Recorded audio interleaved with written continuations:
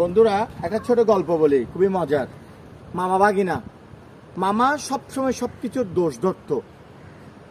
ভাগিনার যখন বিয়ে হচ্ছিল, ভাগিনা ভাবলো এবার এমন প্রোটেকশন নিব মামা যেন কোনো ধরনের দোষ ধরতে না পারে। 4 জন বন্ধুকে সেট করে দিল যে মামার প্রত্যেকটা উইশ, প্রত্যেকটা চাহিদা যেন পূরণ করা হয়। তখন মামা আসলো আর বন্ধুরা তাকে ফুল দিয়ে বরণ করলো, খাবার টেবিলে নিয়ে গেল, যতটুকু সমাদর করা যায় সবটুকু নিজের প্রাণ থেকে করলো। তো যাওয়ার বেলায় বাগিনা মামাকে জিজ্ঞেস করলো, মামা কেমন হলো? তখন মামা বলছেন, বেশ ভালো, খুব ভালো লাগলো, কিন্তু বাগিনা বেশি ভালো ভালো না।